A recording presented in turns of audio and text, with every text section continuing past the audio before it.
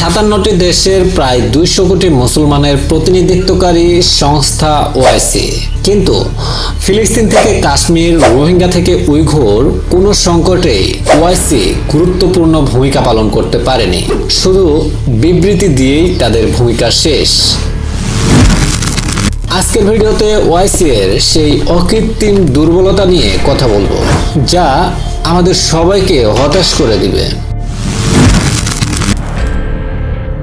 OIC তৈরি হয়েছিল ফিলিস্তিনের অধিকার রক্ষায়, কিন্তু আজ ওআইসি এর সদস্য দেশগুলোই ইসরায়েলকে স্বীকৃতি দিচ্ছে। ইউনাইটেড আরব আমিরাত, মরক্কো, সুদান এরা সবাই আব্রাহাম অ্যাকর্ডে স্বাক্ষর করছে।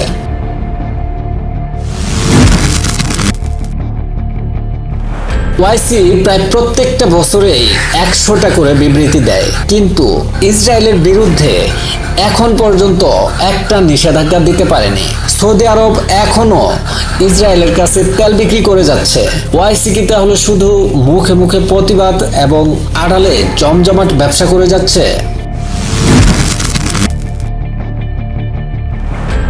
ওআইসি রোহিঙ্গাদের জন্য যদিও আদালতে গিয়েছে, মিয়ানমারকে কিন্তু থামাতে পারেনি।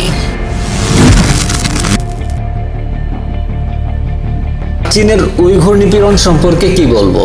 ওআইসি এখানে যেন মুখে তালাবদ্ধ। এর পিছনে মূল কারণ সেটা হলো চীনের বেল্ট অফ রোড প্রকল্পে ওআইসি এর অনেক সদস্য দেশ ঋণে জড়িয়ে পড়েছে।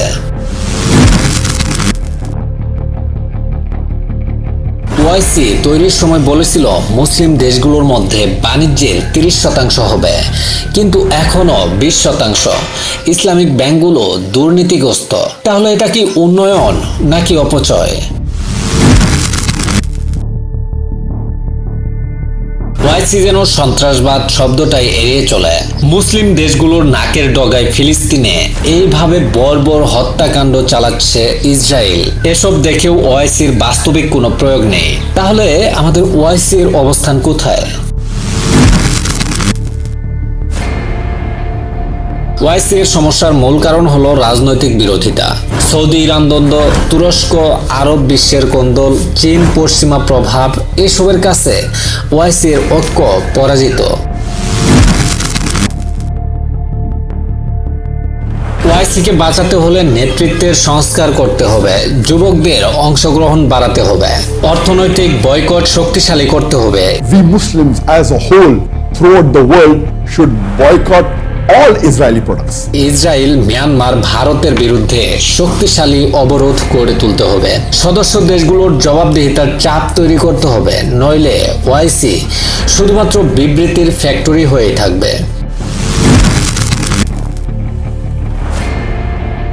ওআইসির দুর্বলতা শুধু নেতাদের ব্যর্থতা নয়, এটা আমরা প্রত্যেকটা মুসলমানের ব্যর্থতা। আমরা যদি চাই, এখনো ওআইসিকে পরিবর্তন করা সম্ভব। এই ভিডিওটি শেয়ার করুন, আলোচনা করুন। তার কারণ প্রত্যেকটা নীরবতাই দুর্বলতা, আর প্রত্যেকটা দুর্বলতাতেই পরাজয়।